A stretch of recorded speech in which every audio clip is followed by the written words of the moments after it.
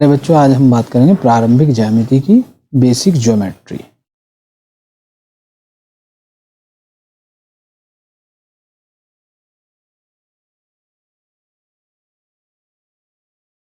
Geometry की definition देखते हैं पहले। शब्द ज्योमेट्री यूनानी शब्द ज्योमेट्रिन से बना है। जियो का अर्थ है भूमि और मीट्रिन का अर्थ है मापना, यानी भूमि का मापना ज्योमेट्री है। हिंदी में भी ज्यामिति का मतलब है जया जमा मिति। जया का अर्थ भूमि और मिति का मतलब मापना। तो ज्यामिति का मतलब भूमि को मापना था। महान गणितज्ञ यूक्लिड ने अपनी पुस्तक एलिमेंट्स में ज्यामिति की अनेक महत्वपूर्ण तथ्यों को संकलित किया। उनमें से कुछ महत्वपूर्ण तथ्य निम्नलिखित हैं। यह है जिसका कोई भाग नहीं है। एक चौड़ाई रहित लंबाई होती है। रेखाखंड के सिरे बिंदु होते हैं।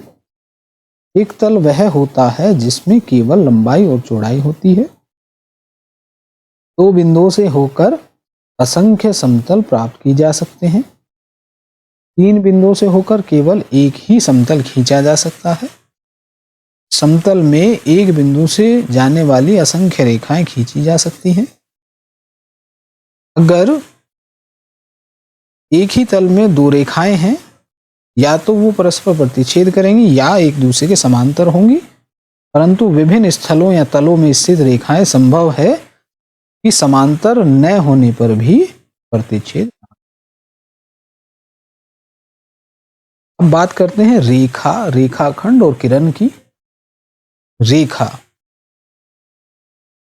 लाइन की डेफिनेशन है, रेखा का अभिप्राय चौड़ाई रहित लंबाई से है जिसका दोनों ओर कोई अंत्य बिंदु नहीं होता। यानी ऐसा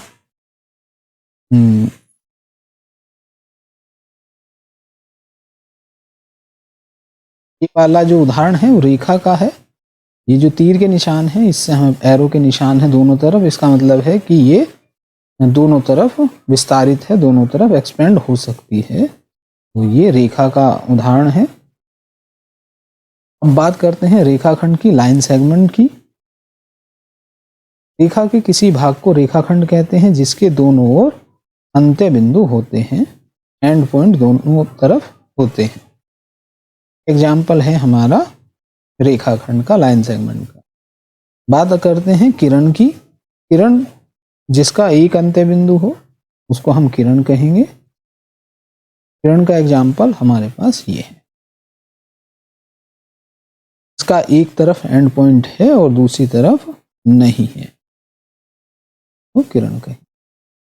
नेक्स्ट पॉइंट देखते हैं। दो बिंदु हमेशा सरेख होते हैं। अगर हमारे पास दो पॉइंट हैं तो वो हमेशा सरेख ही होंगे।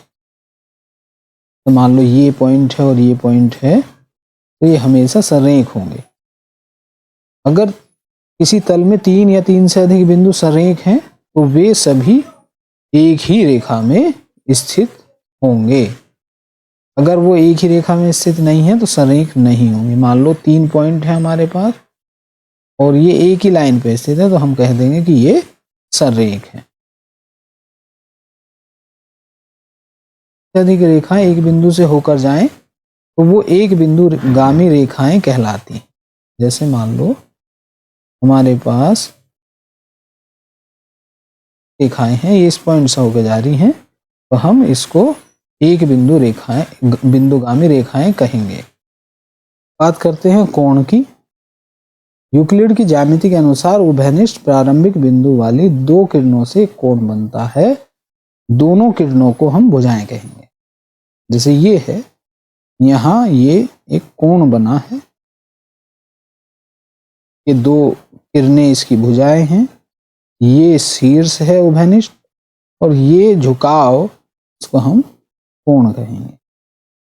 इसमें भी हमारे तीन पार्ट होते हैं, एक अभ्यंतर इंटीरियर और बाहरी भाग एक्सटीरियर, और एक होता है कोण के ऊपर। के बाद करते हैं कोणों का मापन।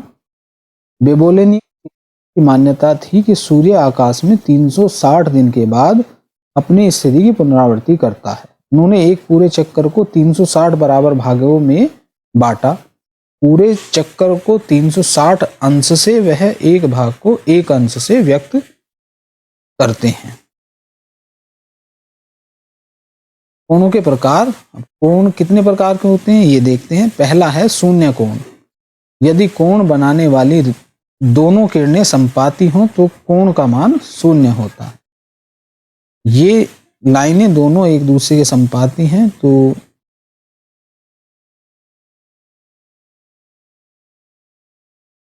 कोण वह कोण है जो शून्य से बड़ा हो परंतु 90 अंश के कोण से कम हो,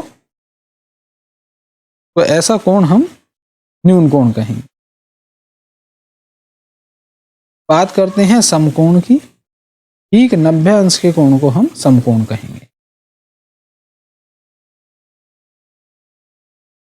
अधिक कोण वह कोण जो 90 अंश के कोण से बड़ा तथा 180 के कोण से छोटा हो, अधिक कोण कहलाएगा। ऋजु कोण। यदि कोण बनाने वाली किरणें एक दूसरे के ठीक विपरीत हों तो कोण ऋजु कोण कहलाता है, जिसकी माप 180 अंश की होती है। बृहत कोण 180 अंश के कोण से बड़ा परंतु 360 अंश के कोण से छोटा कोण बृहत कोण कहलाता है। संपूर्ण कोण ठीक 360 अंश के कोण को हम संपूर्ण कोण कहते हैं। कोण युग्म। युग्म का मतलब जोड़ा और कोणों का युग्म कोण युग्म होता है। आसन कोण या संलग्न कोण की बात करते हैं।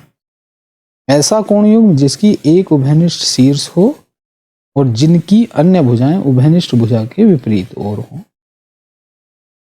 तो ये हमें जो कोण युग्म दिया है वो संलग्न कोण युग्म है, जिसमें ये वाली भुजा उभयनिष्ठ है और जो उभयनिष्ठ भुजा नहीं है वो दोनों विपरीत ओर हैं। तो ये आपस में ये वाला और ये वाला एंगल संलग्न कोण कहलाता है। रेखिक युग्म आसन्न कोण का ऐसा युग्म जिसमें नॉन कॉमन भुजाएं एक रेखा में हो, रेखिक युग्म कहलाता है। अब इसकी बात करें तो ये भुजाएं कॉमन नहीं हैं, तो ये दोनों एक लाइन सीधी रेखा में हैं, तो हम कहेंगे कि ये दोनों कोण आपस में मिलके कोण युग्म बनाते हैं, रेखिक युग्म बनाते हैं। तो ये और एक ये। शीर्षाभिमुख कोण जब दो रेखाएं एक दूसरे को प्रतिच्छेद करती हैं तब इनसे बने कोण जिनमें कोई दो भुजा उभयनिष्ठ न हो शीर्षाभिमुख कोण कहलाते हैं।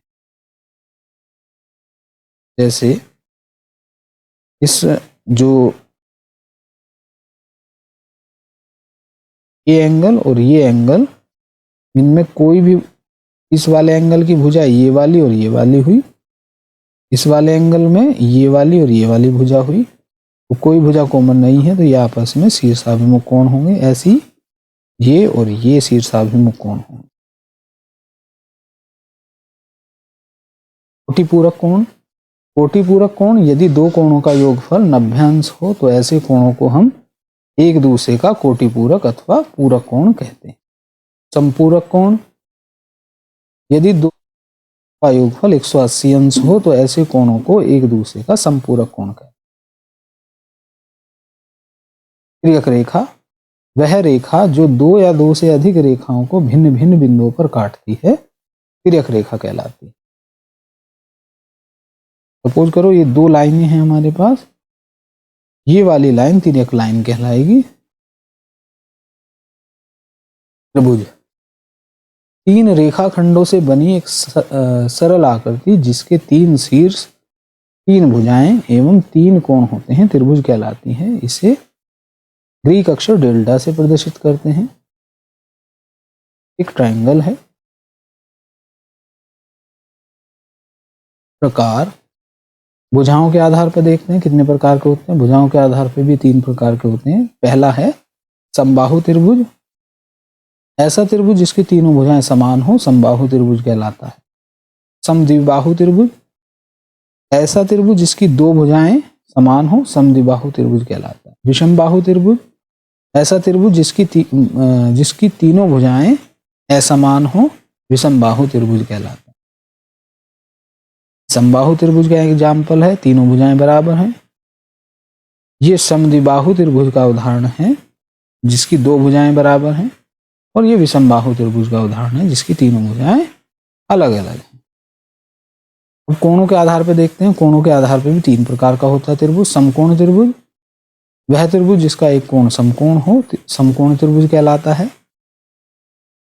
अधिक कोण त्रिभुज, अधिक कोण त्रिभुज ऐसा त्रिभुज है जिसका एक कोण अधिक कोण हो अधिक कोण त्रिभुज कहलाता है। ऐसा त्रिभुज जिसका प्रत्येक कोण न्यून कोण हो न्यून कोण त्रिभुज कहलाता है। ये एग्जाम्पल समकोण त्रिभुज का है, ये अधिक कोण त्रिभुज का एग्जाम्पल है, और ये कोण त्रिभुज का एग्जाम्पल। अब हम इन चित्रों पर विचार करते हैं। चित्र है विराट कोहली का है। दोनों चित्र बिल्कुल सेम हैं, एक जैसे हैं, दोनों त्रिभुज हैं।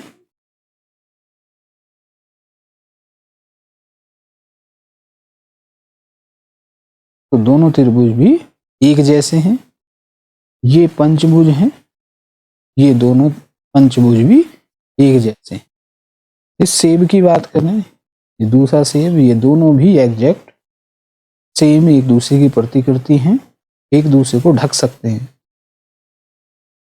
आकार और आकृति दोनों में एक जैसी आकृतियां जो होती हैं एक दूसरे का सर्वांग सम कहते हैं इनको हम। तो अब हम सर्वांग समता के बारे में देखते हैं कुछ। सर्वांग समता, जब दो या अधिक आकृतियां एक दूसरे को पूर्णतः ढक लेती हैं तो उनको हम सर्वांग सम कहते हैं। अखंड सर्वांग सम होंगे यदि उनकी लंबाई समान हो। दो कोण सर्वांग सम होंगे यदि उनकी माप समान हो। दो वृत्त सर्वांग सम होंगे यदि उनकी त्रिज्याएं समान हो। तो आकृतियां आकार और माप में समान हो तो वो सर्वांग सम होती। उदाहरण के लिए मेरे पास दो रेखाखंड हैं, इनकी लंबाइयां बिल्कुल एक जैसी हैं, तो ये एक दूसरे के सर्वांग सम हैं।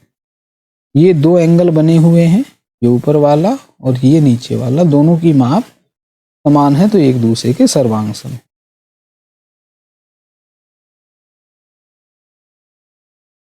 बिल्कुल सेम है तो ये दोनों आपस में सर्वांग सम। त्रिभुजों की सर्वांग समता, भुजा भुजा सर्वांग सम है, साइड साइड साइड सर्वांग समता, कॉन्ग्रुएंस बोलते हैं अंग्रेजी में इसको। यदि एक त्रिभुज की तीनों भुजाएं दूसरे त्रिभुज की संगत भुजाओं के बराबर हों तो दोनों त्रिभुज सर्वांग सम होते हैं, और इसे साइड साइड साइड कॉन्ग्रुएंस बोलते हैं। क्या कोण भुजा सर्वांग समता, SAS, साइड एंगल साइड। यदि दो त्रिभुजों की दो संगत भुजाएं और उनके बीच का कोण समान हो तो दोनों त्रिभुज सर्वांग सम होते हैं। इसे हम साइड एंगल साइड कॉन्ग्रुएंस बोलते हैं। बात करते हैं कोण भुजा कोण सर्वांग समता, एंगल साइड एंगल। यदि एक त्रिभुज के दो कोण व एक भुजा दूसरे त्रिभुज के दो कोण और संगत भुजा के बराबर हों तो हम त्रिभुज को सर्वांग सम कहेंगे, और इससे एंगल साइड एंगल कॉन्ग्रुएंस बोलेंगे। समरूपता, सिमिलैरिटी। अगर हम दो चित्रों को देखें, ये इसी का हमने इसको छोटा करके ये बनाया। ये दो चित्र हैं विराट कोहली के, तो ये भी एक दूसरे के आकृति में समान है पर आकार में बड़े हैं। बड़े छोटे मतलब अंतर है। त्रिभुजों की बात करें, आकृति में एक जैसे हैं। अगर हम इस छोटे त्रिभुज का बड़ा रूप करें तो ये आएगा, पर आकार में ये अलग अलग हैं। दो आकृतियां जो रूप में समान होती हैं समरूप आकृतियां कहलाती हैं। दो सर्वांग सम आकृतियां समरूप होती हैं, परंतु यह आवश्यक नहीं है कि दो समरूप आकृतियां सर्वांग सम हों।